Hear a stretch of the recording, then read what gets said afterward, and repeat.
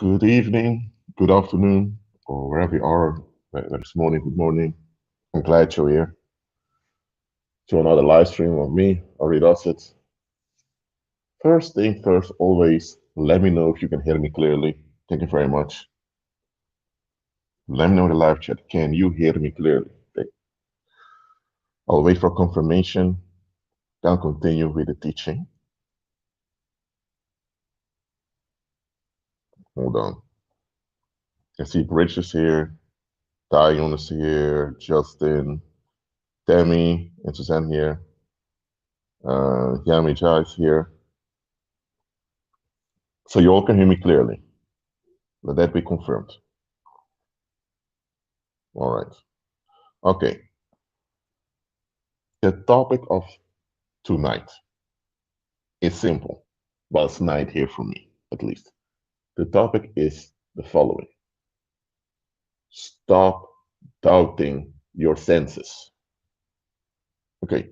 Maybe I need to repeat this one more time because it's quite important. Some of you are doing this over and over again, and you're making yourself insane. Sometimes you can harm your own mental health by things you do. For example, worrying. When you worry about something, you think you are showing concern. There is a difference between being concerned and being worried. You should be concerned, but you shouldn't be worried. And a lot of people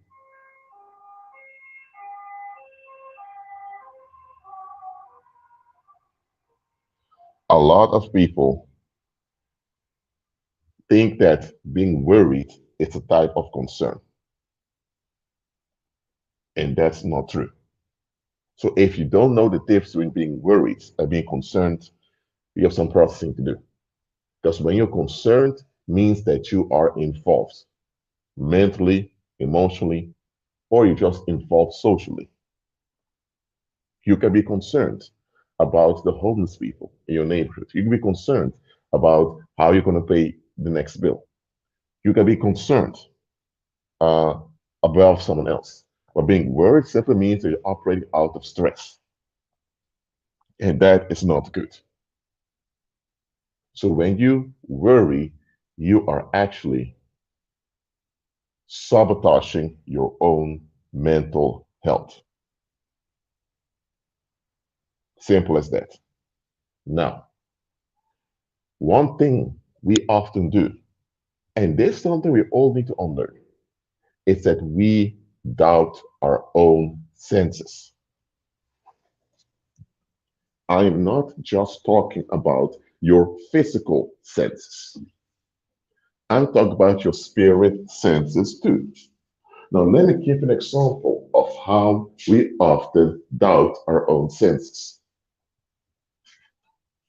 Let's say you, there's a family dinner. Okay, you, your husband, the children, and also your sisters. I mean, the whole family's out there.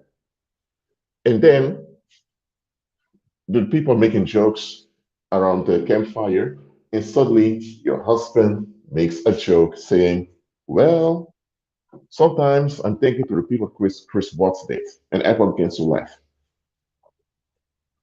and you get shocked.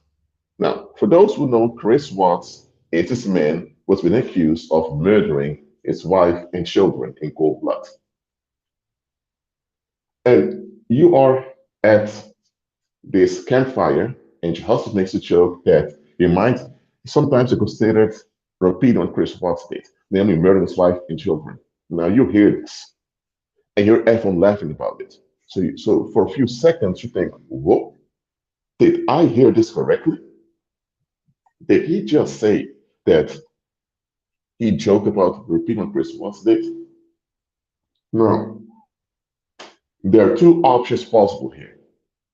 Either it was a very bad joke and he doesn't realize how bad the joke is because it relates to a cold-blooded killer that, well, killed his family, or he may not literally mean that he wants to kill you and the children, but somewhere he considered leaving you and the children. And that's why he made that joke. So if you pick up that he said that he sometimes considered doing what Chris Watts did, it doesn't have to mean that he hinted to the want to kill you.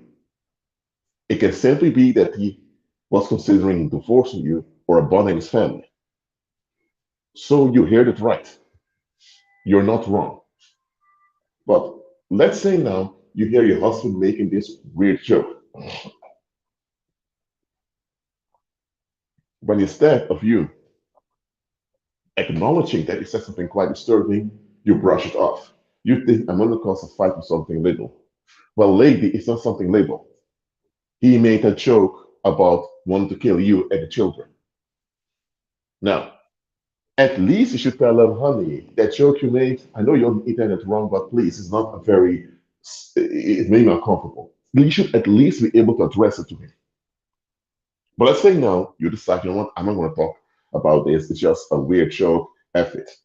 And you know what? Sometimes people say something that we're upset about, and later find out that there was no ill intention. It was us who were upset by it because of what we expected. Sometimes you are upset because of something someone said, and you're only upset because of your own expectations being frustrated. In that case, you have to look at yourself and realize, you know what, I need to change.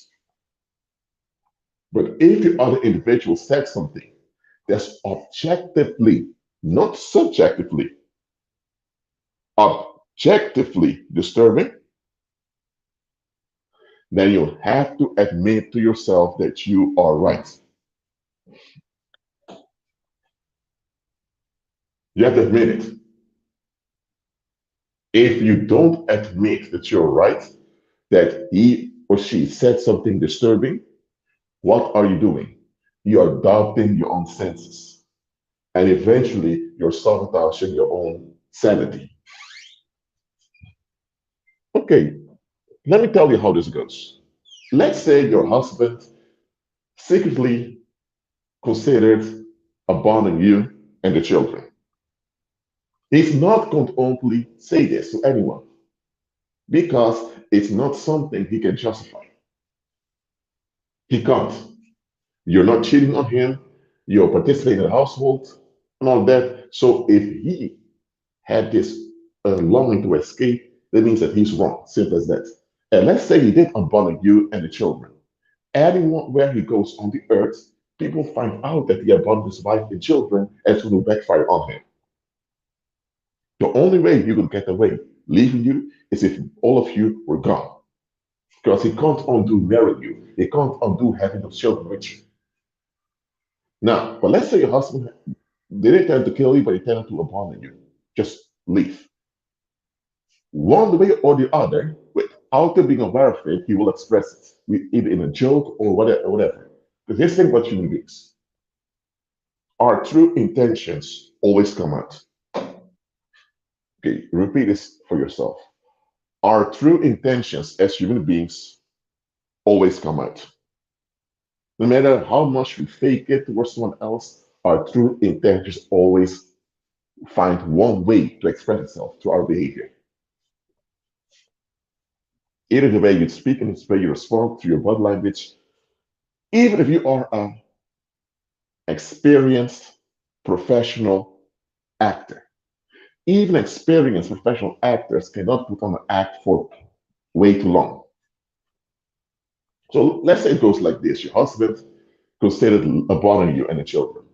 He made a joke at the campfire amongst other people, right? Because he desperately wants to escape. So he hoped desperately that maybe someone would give him sympathy. Now, at the family dinner or whatever, he said, made a joke, everyone laughed, nobody noticed it, and later realized, what the heck did I say? He realized that what he said was kind of disturbing, and he hoped nobody catch on it. Okay. He realized somebody catch on what he said. So he realizes, okay, I can't let it go so far. Next time, it won't be a weird joke he's making at a family dinner. Next time, you'll notice that he tells you he needs to go to another city for work. And you'll think, okay, you need to go for work to another city, that's fine. But then he realizes he's going off to another city for work. So you call his manager or his employer and ask him about it. And the employer tells you, but we don't have any business trips. Or maybe the employer hears you ask about the business trip he's on, and the employer realizes, oh crap. And the employer plays the game along because the employer doesn't want to be responsible for causing domestic violence. Because the employer realizes, wait, we have no business trips. How come this wife is asking me where John is, even though John just went home? The employee realizes, okay, let me play along, and the employee will call your husband, ask you what goes on. But anyway, then he stays away from home often. And of course, goes at night. And later by later, the situation becomes more dire and it gets worse. Till the day he screams in your face, almost throws you off the stairs, and now you have to call the cops to restrain him. Or maybe you're in the hospital, he beats you, or whatever. Now, that event of him beating you, you're in the hospital, it could have easily been prevented. The first time he said something quite disturbing like that, I'm not telling you that you should have screamed at him, confronted him, escalated on him, make a problem out of it. No. But you should have taken note of it, that he said something quite disturbing. Now, how often does it not happen that someone around us, maybe not towards us, maybe not about us, but they say something that is disturbing? I'm not saying they say something that sounds disturbing. Something can sound disturbing, but it's not disturbing. Someone can say, oh, well, I need to deal with my son about this. Does it mean he's about to beat his son? He just, no, it just means he needs to deal, he needs to figure this out with his son. Now, some people say, oh, I need to deal with my son about it. I mean beating him up. But it doesn't mean that that's the case. So something can sound disturbing to you, but it doesn't have to be disturbing. But I'm talking about when something is objectively disturbing. The moment they say something objectively disturbing, again, you're not going to fly at their neck. You're not going to become hysterical. You're not going to fight with all of that. What you are going to do is that you are going to take note of it. And if there were other people around, you're going to ask other people about what the individual said. If you are the only one who knows how disturbing it is, then you have to consider the people you are around. Because that's how it goes. The moment they say something disturbing, objectively disturbing, and that's a challenge. A lot of people cannot distinguish between subjectively disturbing, something they think is disturbing, something they're upset about subjectively, and something that's objectively troublesome. If something is objectively troublesome, and others hear it too, but you're the only one who can pick up how disturbing it is, I'm telling you, once it's proven you're right because what they said was truly disturbing, and others are not admitting it, there are two options. Either they know that it's disturbing, but they want to deal with it, so they're just looking the other way.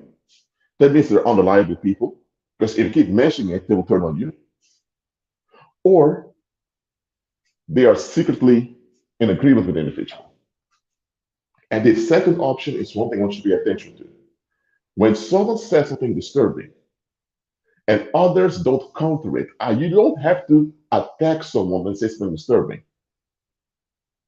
For example, if the husband make a joke saying, maybe I should repeat what Chris Watts did, then someone can say, nah, what Chris Watts did was horrible, man. You can be better than that. You don't have to attack someone, get angry, get upset. Just counter it. If nobody even countered what the disturbing thing the individual said, that is because there is a chance they have sympathy for what he wants to do or what they hint towards. The same way, if, for example, at work, you have a colleague who's overly critical of you, but nobody calls his colleague out because secretly they're all hypercritical of you, because secretly all have issues against you, but they cannot openly say it because it makes them look stupid. But this one colleague is the only individual who actually reveals how they feel about you. But because they all feel about you that way, they don't have the motivation to call out the colleague. The colleague went too far. Only when the colleague goes way over the top will they say something, or because they're in a management position. So again, do not ignore your senses. When you ignore your senses or when you doubt your own senses, you are gaslighting yourself. Many of the women out there who end up missing and that they doubted their own senses. They just couldn't believe their eyes, as they say, or they couldn't believe their ears. You should believe your eyes and you should believe your ears. No, don't go too far with this. Sometimes you see something or hear something, but you don't know the context of what goes on. If you don't know the context, don't just make conclusions. That's true. That's why I said something can sound disturbing, but it doesn't mean it is disturbing. Okay, let's say now you see a car. In the car, you have a middle-aged man. And besides the car, you see this teenager in booty shorts. And the man in the car is giving a $50 bill to the teenager in booty shorts. Now, if you see this and they show it to you, what would you think? Let me know in the live chat. Let me repeat the example. You walk around and suddenly you see a car. It's a middle-aged man in it, and the window at the side is down, and he gives a $50 bill to this teenager in booty shorts, a female teenager. What's the first thing in your mind? Let me know in the live chat.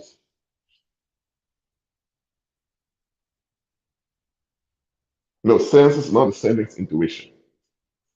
Intuition is your inner radar, but intuition also makes use of your senses. But what do you think? What is the first thing that goes to your mind when you see this? There are no wrong answers.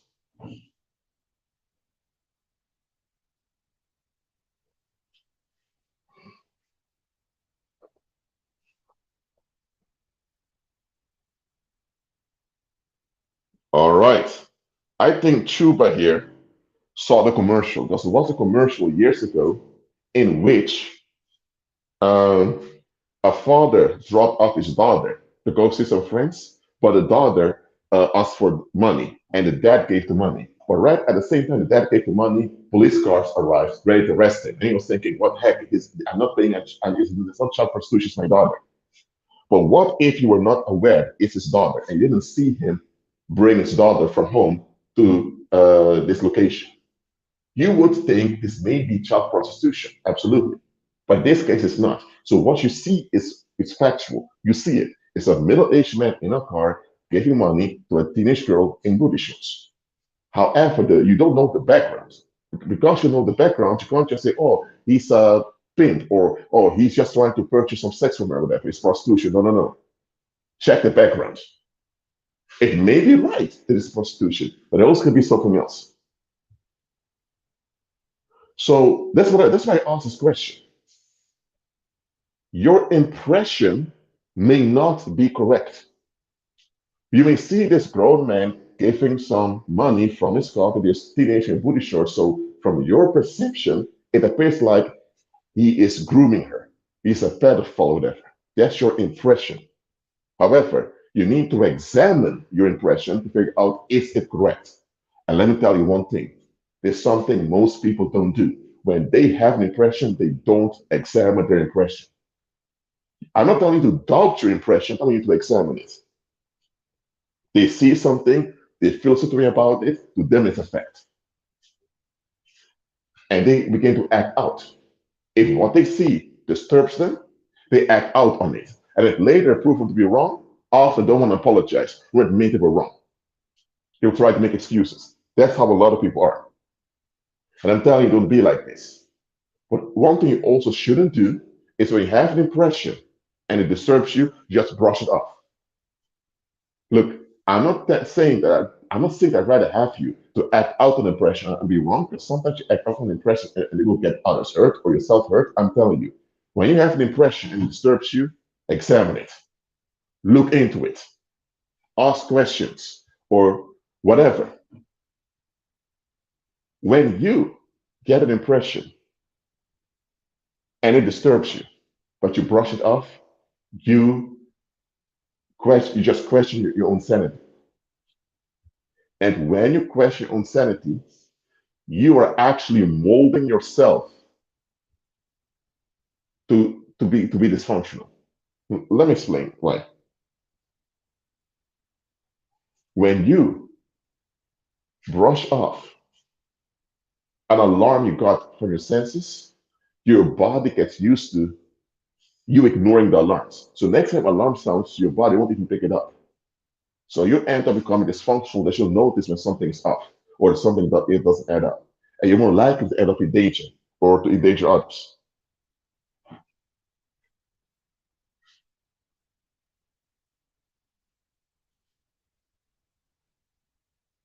Look, I'm not telling you to always be out there looking for disturbing signs. No, that's paranoia. You shouldn't do that. I'm just telling you, when something happened in your face, whether it's close to you or maybe it's on national TV. Okay, maybe for example, the politician openly lied about something. Maybe the politician said, "Well, we're going to have a recession this fall." But then a reporter tells him, "But sir, 3 months ago you said it's going to be booming." And the politician said, "I never said that. But hey, you have recordings from months ago in which the politician said it's going to be the economy is going to grow." And now the politician said he never said this. Now there is proof he said it, now he denies it. In this case, it's obvious something's off here. But if you brush it off saying, "Well, he might have forgotten about it, he's a politician, quite busy and all that," if you brush it off, what if next time there's something worse going on, a scandal? You will still think, "Oh, it's not," you will still come up with excuses. Now, listen, just like I said, just because you have an impression doesn't mean you're correct. That doesn't mean that you actually know exactly what goes on. Sometimes your impression is correct, sometimes it's not. So you have to do your research. If the politician was truly tired and exhausted and he forgot that he said something, okay, that can happen, he's human. But if a politician consistently denies things he said and that he has done, they know he's doing it on purpose. He's gaslighting you all. And once this happens, just admit it. Admit that you have a narcissistic gaslighter in office. Again, even then, a lot of people will deny it. Look, when people doubt their own senses, when people question their own sanity like this, I'm sorry, but such people are dangerous in the long run. In the long run, they are liabilities onto you. In the long run, they will get you in trouble. I'm telling you, there are a lot of people. There are a lot of people who are dead now. Okay, they could have lived longer if they would have just acknowledged their senses. I mean, if you're in a building, okay, let's say you're in a crowded building and you smell fire. You you smell the smoke. I mean, you smell smoke, not fire. You smell smoke. If you're in a crowded building and suddenly the stench of smoke hits you, are you going to brush it off? Let me know in the live chat. Would you brush off a stench of smoke when you're in a crowded building? Let me know in the live chat.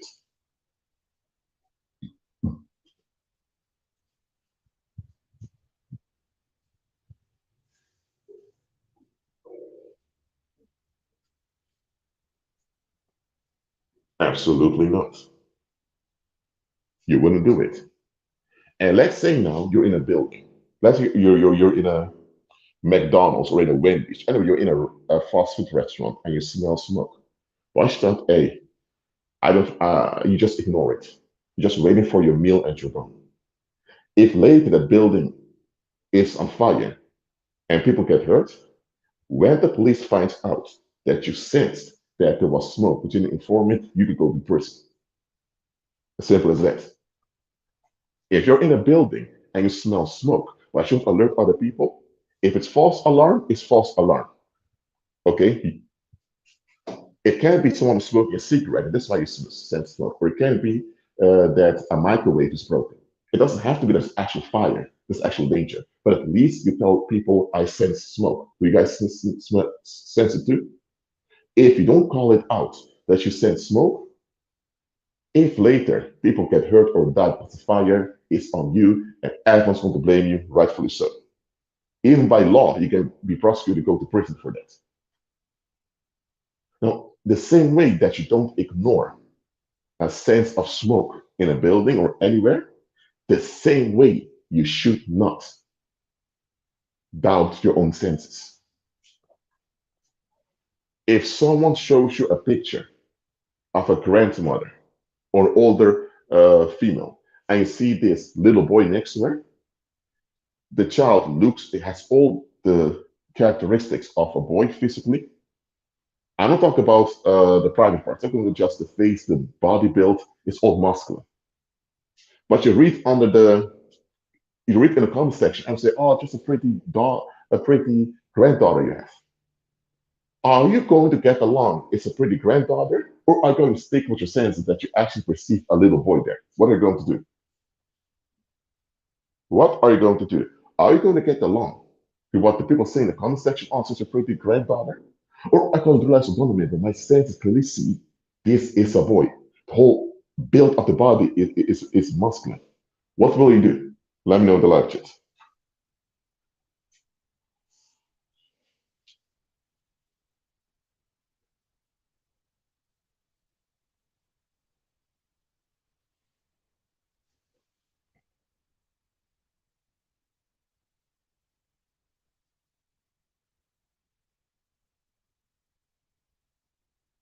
All right. Joanna says, I'll stick with my senses. That's what the rest say.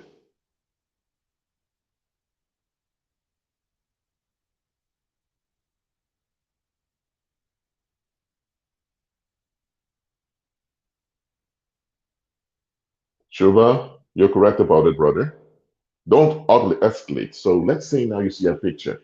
You have this older woman and you have this little boy next to her. The facial structure, the body built, everything is muscular. So you know that's a little boy. But after the concept is saying, oh, just a pretty granddaughter you have. Don't go to the comments and say, what's wrong with all these people? Can't you see it's a little boy? Because listen, those other people have senses too. They can see too that it's a little boy.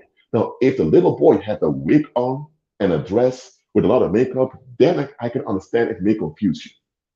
Okay?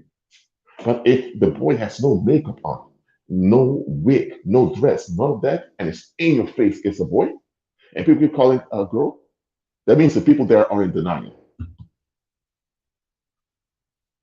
So don't go in the comment section always saying what's wrong with all of you, because then you'll be triggering retaliation and violence against you. Because the people are getting along with the delusion. Your senses reveal unto you this is a little boy. Go along with your senses.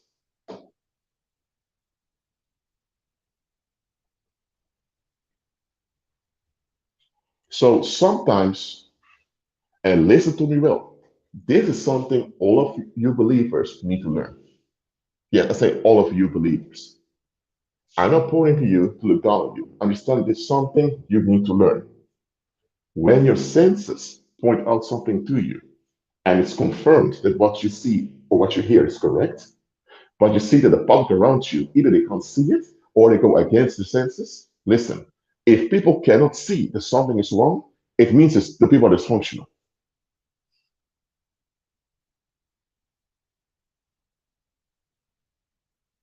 For example, let's say now that you have, I'll just give an example. Let's say now you have a couple, okay? And later the husband ends up killing the wife. When you look back at the pictures of the couple, let's say the wife never smiles on the pictures together with her husband. But now on national TV, they show a picture of the couple that they made after their honeymoon, and the wife is not smiling. Now, you can clearly see the wife is not happy on the pictures, forcing a smile. She doesn't look happy. Now, it can be the others who noticed it. Why? Because In their mind, if you marry someone, because in their mind, we grew up in the West, nobody forced you to marry someone. So if you marry someone, you must be interested and just off your honeymoon. So people expect her to be happy. But in this case, she was not. So it can be when people see the picture on national TV, they're so into the narrative that they don't notice, oh, man, this woman doesn't look happy. That can happen. Now, you notice it, but a lot of people, other people don't. In this case, other people are not bad, they're not evil, they just don't notice it yet. In that case, you can hint towards them. She doesn't look happy, whatever, you can hint it. But if it's obvious that she doesn't look happy, and people keep seeing a happy face that ain't there, the people are either under a spell or they are delusional because they get along with the unreal. If they're delusional or they get along with the unreal, which is almost the same, do not mention it openly. Because if you mention it openly, you'll be waking sleeping dogs. And there's nothing good coming from you waking sleeping dogs. Absolutely nothing. And too often, believers wake up sleeping dogs.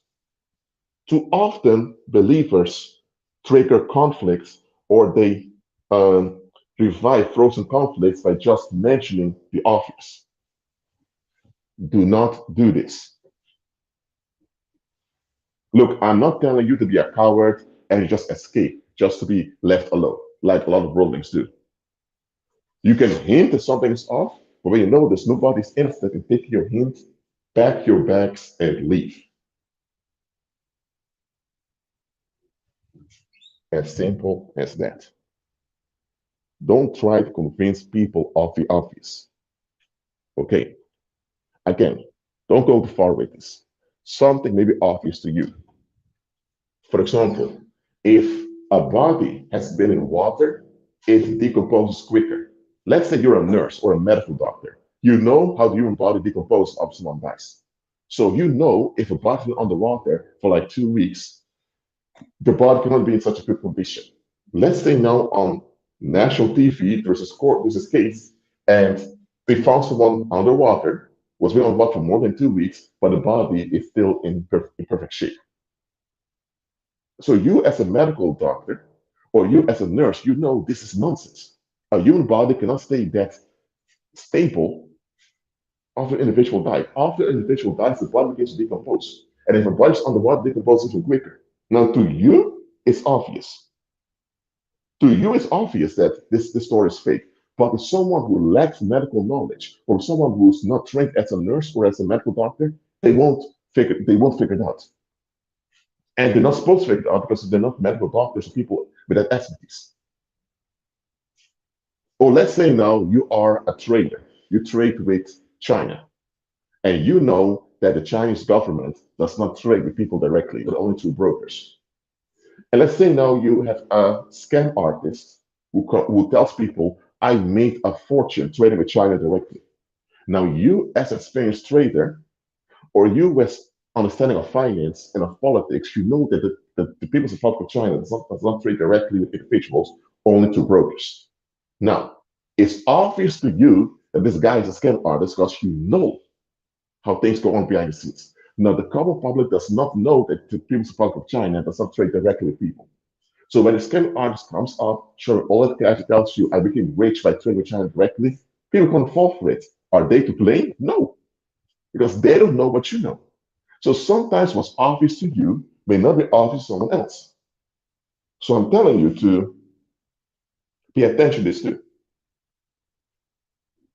But let's say now a scam artist comes up and says, hey, I earned money by trading with China directly. But you know very well, based on your experience and political knowledge, that China does never trade directly with people, not even with their own Chinese citizens. Now, what can you do now to hint to people that this guy is lying? What would you do to hint to people the guy's lying? Let me know in the live chat. Let me know.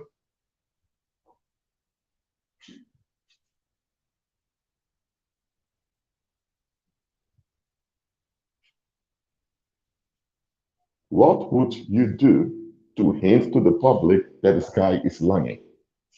Remember, the public has no knowledge of the political setup of China, nor about finance.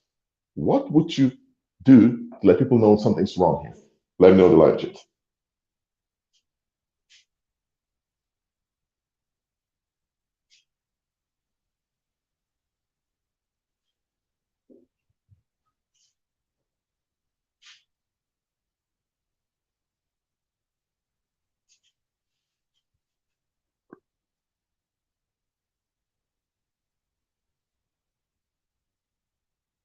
All right, wait for another minute to get some answers.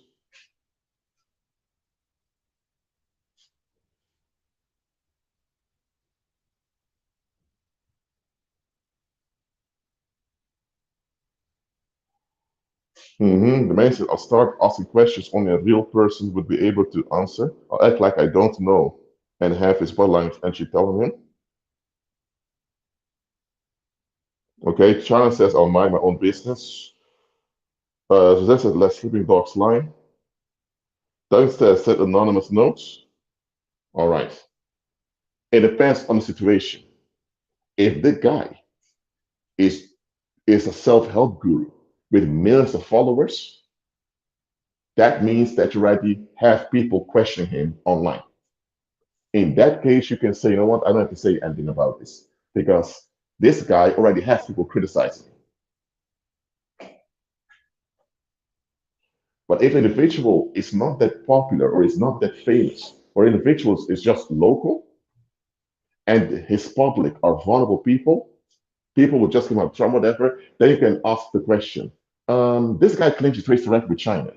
Okay, so how can we trade direct with China? How do we apply for it? It's a simple question. If the guy claims he's trading directly with China, then ask him, how do we apply to trade direct with China? Where can we find forms for it? And if he tells you, well, it's not doesn't go that way, then tell him, but sir, didn't you just say you trade directly with China? How can you trade directly with China? And now you tell us it doesn't go that easy, so you just go and ask for trade. So now we have to go through a whole process. But I thought you said you trade directly. That's how he cannot defend himself anymore from his lies. That's one way you can hint to people this guy's lying. But here's the thing, if you see everyone adores and loves this man, then you need to question, you know what, maybe I'll just keep my mouth shut because people are obviously are not interested in finding out what goes on. They just want an escape. And if the guy's story is so inconsistent and people still follow him, then you want, maybe it's better for me to keep my mouth shut over here. It depends on the situation and depends on your position.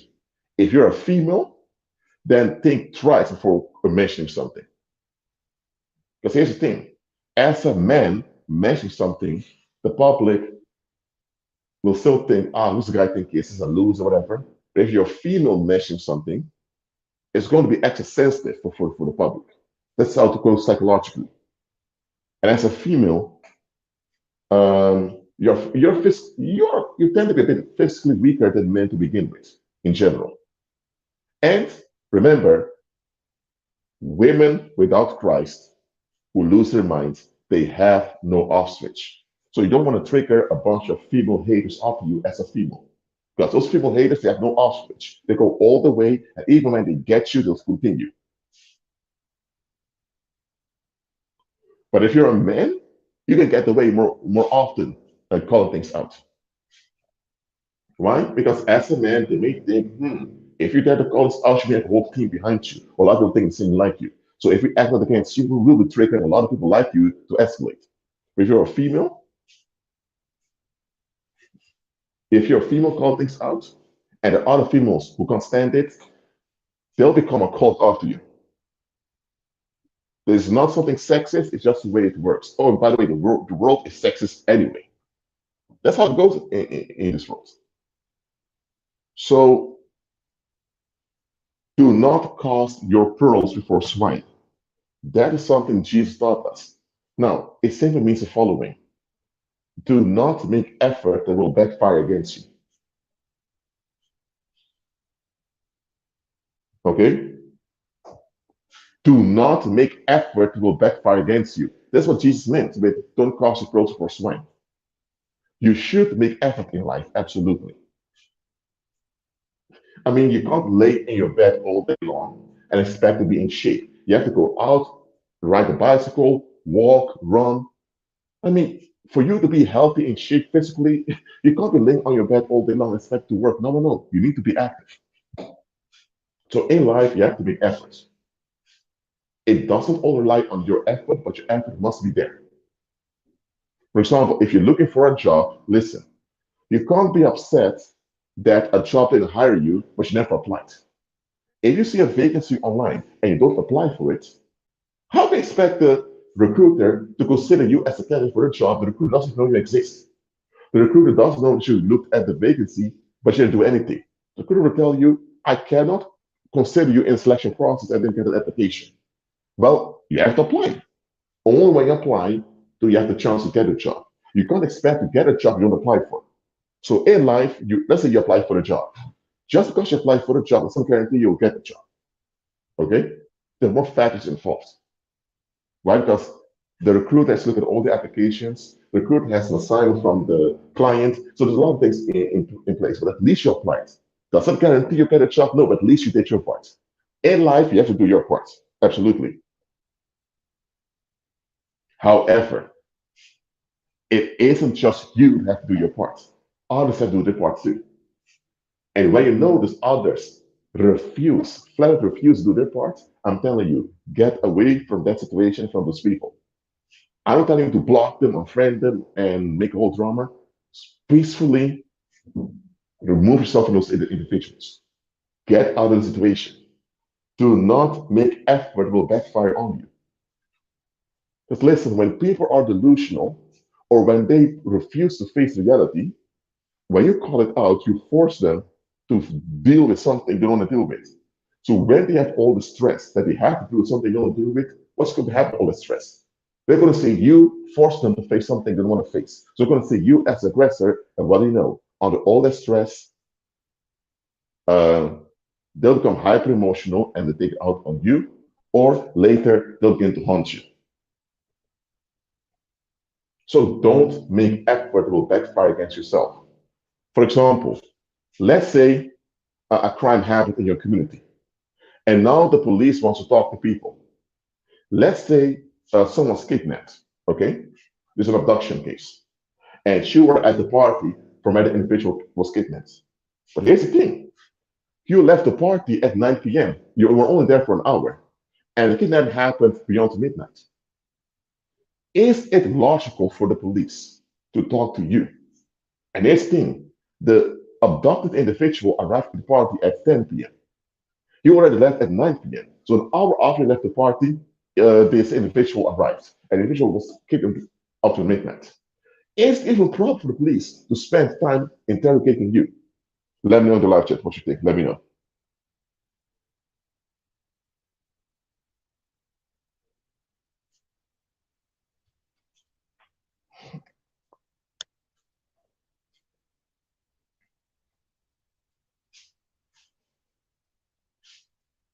No, indeed, it doesn't add up. If you were at the party when the victim arrived, then the police has a good reason to talk to you.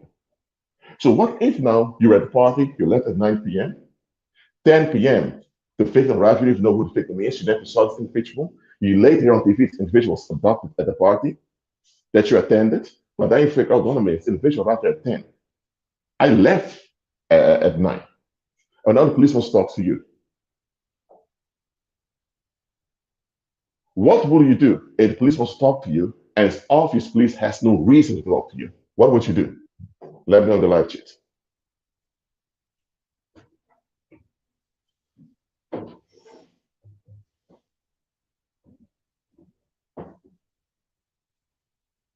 What would you do if the police wants to talk to you about something that no business talk to you with because you can't help them?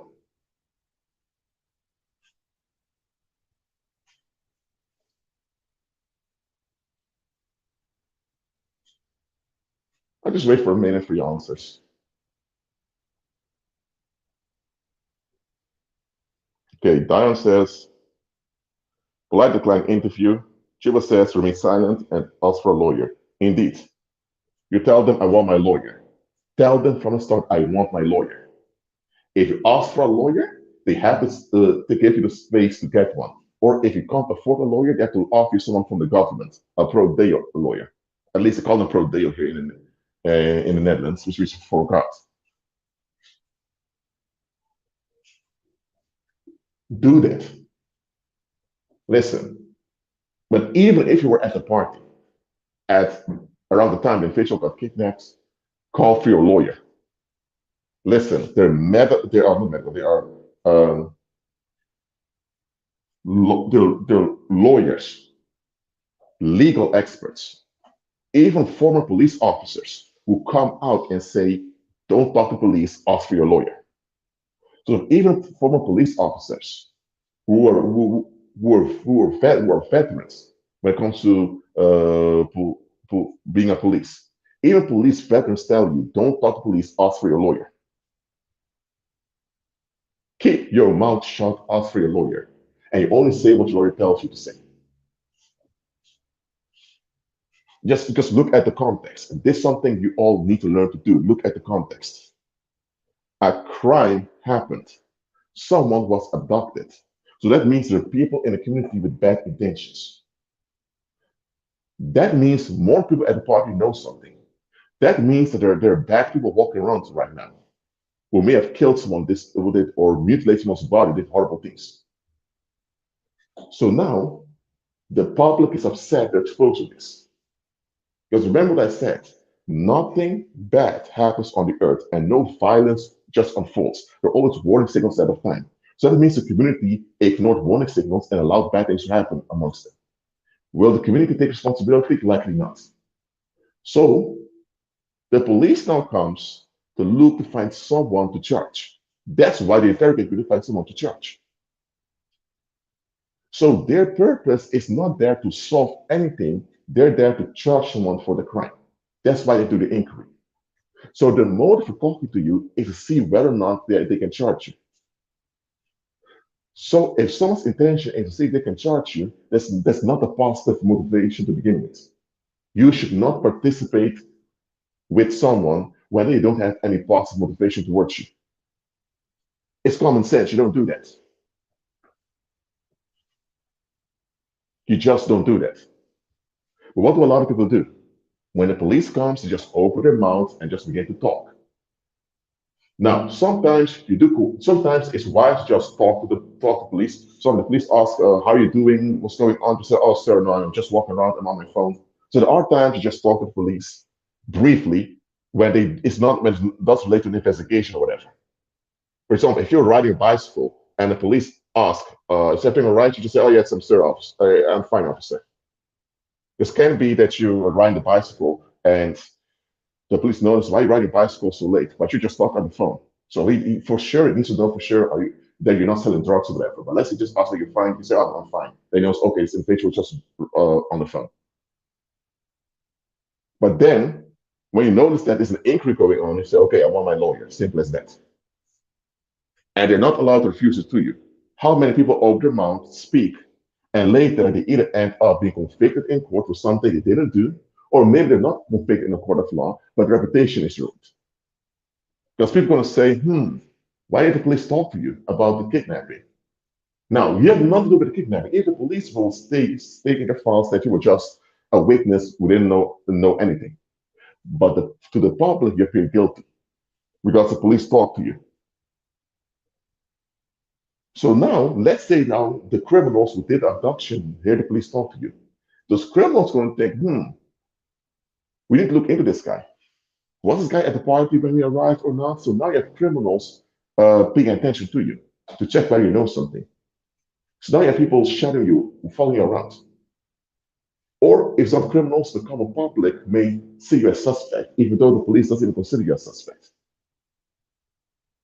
To the public, it's not about the facts, it's about how they feel. So when you're calling for your lawyer, you save yourself trouble. Because this is how the public goes. If the police talk to you and give a statement, the public thinks, the police interrogated you about this crime that happens. What was your statement? People want to know your statement. And once they see your statement, Even if your statement doesn't is not incriminating, they're going to ask questions. Why did you leave the party at 9? So you arrive at the party at 8, you leave at 9, and later at that same party, someone goes missing. Someone's abducted. Why did you leave at 9? People are going to ask questions. Okay, and people can ask, why did you leave at 9? And you can say, man, I didn't like the party or whatever. They ask, why didn't you like the party? Didn't you purchase a ticket for that party? What happens? People want to know more. It's not natural for you to arrive at the party that's meant to last till the morning and just leave after an hour. Or if you tell them, or you can give proof, oh, I just got a call, my mom's in hospital, say, oh, okay, your mom's in hospital, so be it. But what if you just didn't want to stay at the party and you left? That's a legitimate reason to leave the party, right? Nobody can force you to stay at the party. But if the public's upset and they really want someone to go down, that alibi of yours, which is legitimate, even the police sees you're not involved, they'll still see you as involved, even though you're not involved. And once the public sees you as involved, because they need someone to blame, they'll continue on you. So now, even if the police doesn't bother you anymore because you're not a suspect, you're not even involved, the public will make YouTube videos about you, or the public will say, this guy went to a party and left suddenly. Maybe he was aware something bad was about to happen. If he was aware something bad was about to happen, why did he call it out, whatever? They try to look for something to blame you. Or maybe forget about the party. Maybe you had a traffic ticket a few times. And then say, this guy is a horrible driver. Why does he have a driver's license? Hold on a minute.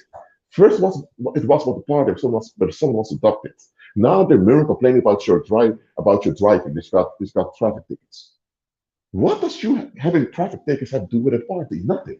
But here's the thing: you already pretty guilty to them. They already feel like you're guilty, and because their feelings are facts onto them, they now will follow their feelings and they will look for something to justify their feelings. So they feel you're guilty, and because they feel you're guilty, they know to them you are guilty.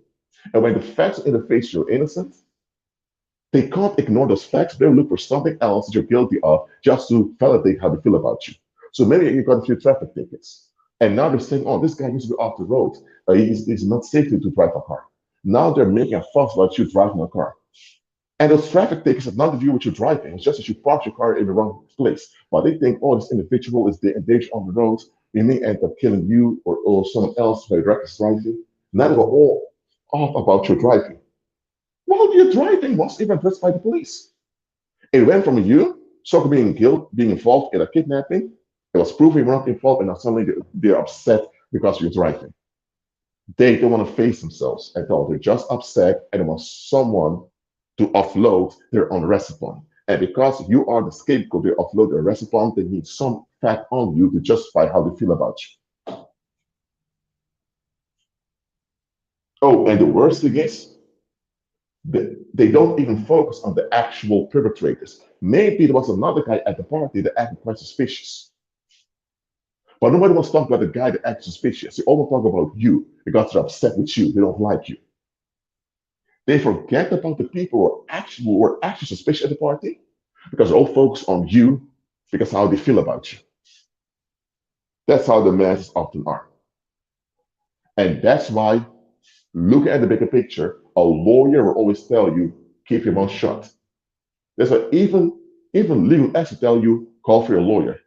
If police talk to you and you got your lawyer and you didn't get a statement, there's nothing the public can use against you. Because let me tell you, when the public doesn't want to face that they've neglected the community, when the public doesn't want to face that the community something's wrong, they're unrest now because they don't want to make reality. This unrest, sooner or later, they will look for someone to upload the file. And if you gave a statement and you don't fit the expectation of the public, guess what?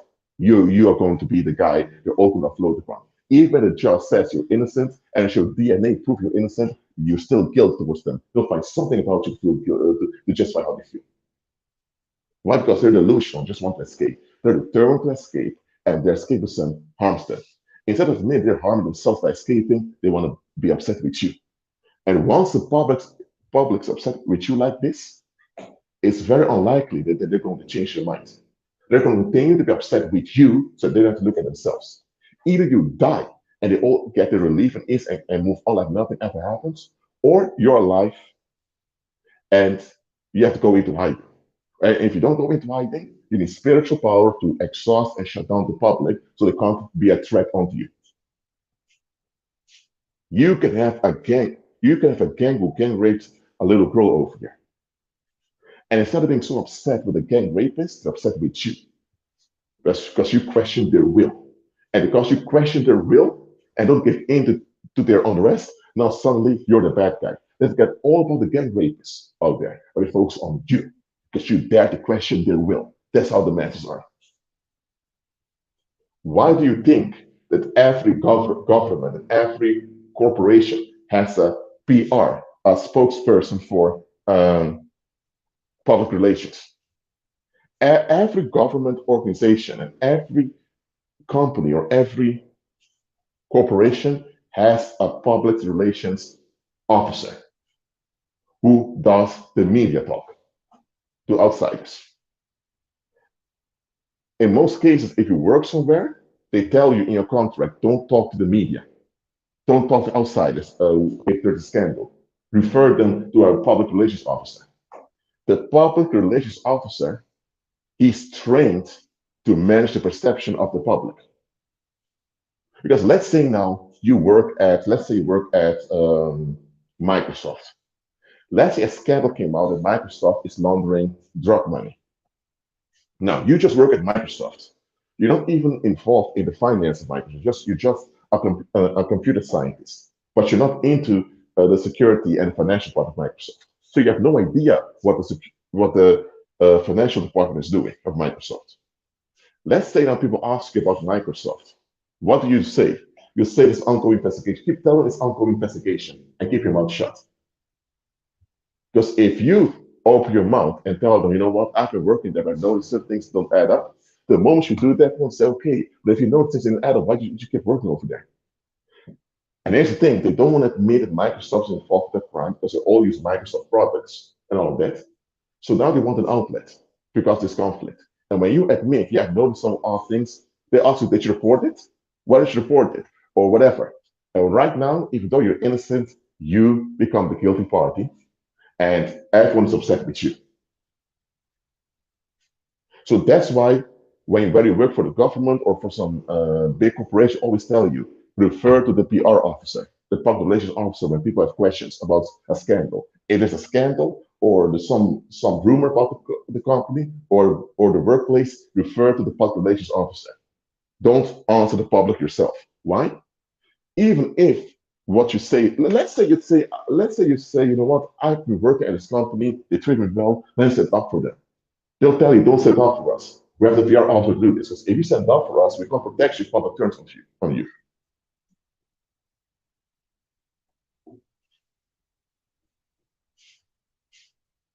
Let's say you worked at a company for 5 years. Everyone treated you well. And one day there's a scandal about the company, but you don't reveal anything you know. Just say, hey, the people, they're right. You just say that, hey, the people always treated me well over here. It can be true they always treat you well. Just say, I never noticed anything. People always treat me well. Just ask the PR officer. You can do that. But don't stand up for the company. Because think about it. If a company is suspected of human trafficking or drug trade or whatever harmful thing, and you stand up for them, it will make you look guilty. And the company they will not appreciate you standing up for them because here's the thing. Once you stand up for them, you're going to be a target and they cannot guarantee your safety. That's why I tell you, shut your mouth, we will build the reputation.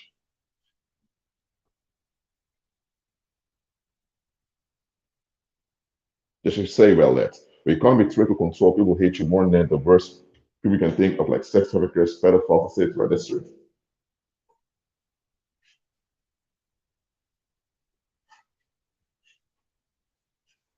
Here's the thing, because let's say you work for a company, let's say you work for um, Kentucky Fried Chicken. Let's say you work for Kentucky Fried Chicken, and Kentucky Fried Chicken got a smear campaign for conspiracy theorists. They're selling human meat, for example, something quite ridiculous. Now, You work for Kentucky Fried Chicken for years. You're even in the management, and you stand up for the company on the social media saying all this thing about human meat is bullshit and all of that. You show them chemical reports of the burgers that are sold over there. You show them all the proof that it's all bullshit. Okay. Now ask yourself the question. Let's say you work in the management of Kentucky Fried Chicken, and you stand up for Kentucky Fried Chicken because you think this is bullshit. What it's saying it was selling human meat. Human meat in the form of chicken, whatever you talk about. It's a ridiculous accusation. But let's say now you stand up for Kentucky Fried Chicken. Next day you're fired. Why do you think they fired you? Let me know the life change. Forget about the protocol of saying the public relations officer, because you are allowed to have your own opinion about something. You work somewhere and there's a weird conspiracy theory and you have an opinion about it. There's nothing in the contract, you can't have your own opinion about it. So they can't fire you based on violating the protocol. You didn't violate the protocol. So, but why did they fire you?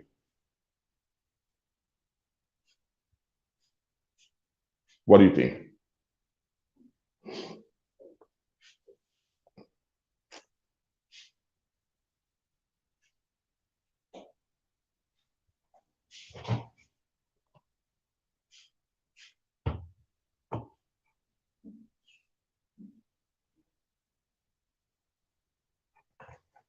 I'm waiting for your answers. Wait for another minute.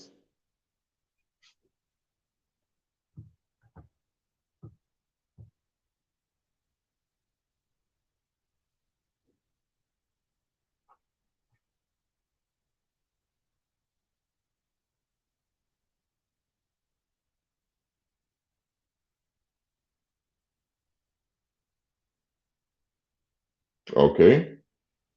Dion says, because you took matters into your own hands and defend your own reputation, right? Okay. You still didn't violate your contract because you didn't act like a PR officer, just give your opinion on how ridiculous the allegations are. So, what's the problem?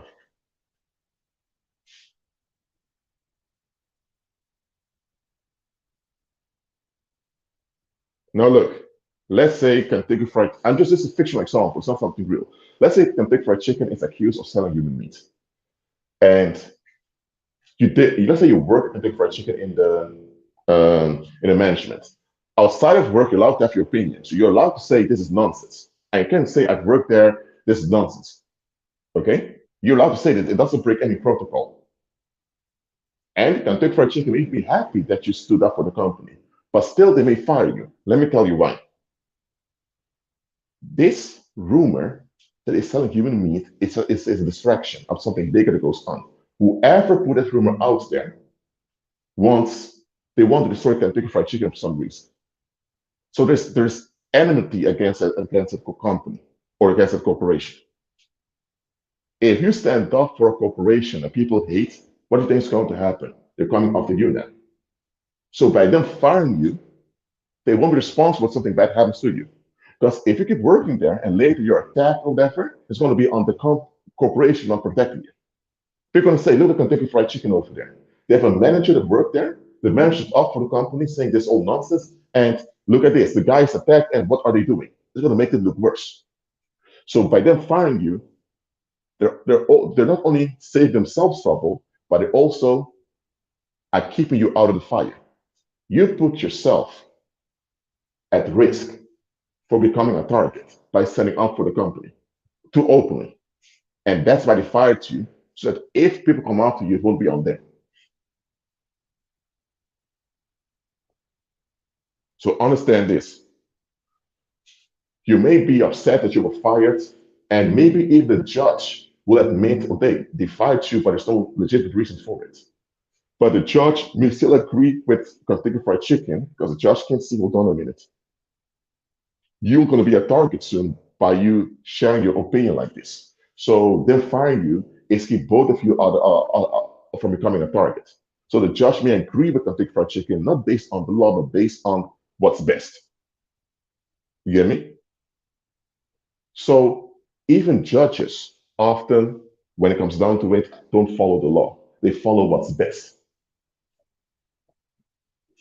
Because what's best is what will last. But anyway, understand the following. You have to honor your senses. Again, just because you have an impression doesn't mean you're correct. Doesn't mean you're right. You have to investigate, but never ignore your own sense. Never doubt your own senses and never question your own sanity. Don't do it. Well, that's it for now.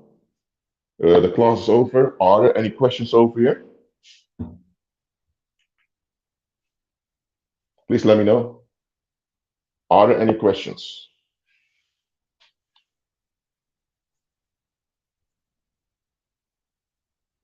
I'll just wait for a minute to see if there are any questions. If no questions, I'll close on the live. If you have to go now, you can go.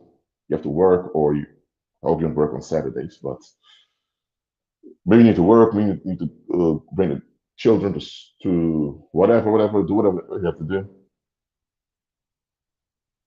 But if you have questions, please ask them right now. I'll say it for 40 seconds more. If I get no questions, I'll close down the live.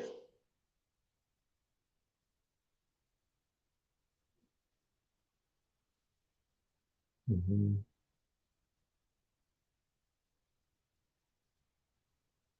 Okay, no questions here. 50 seconds more.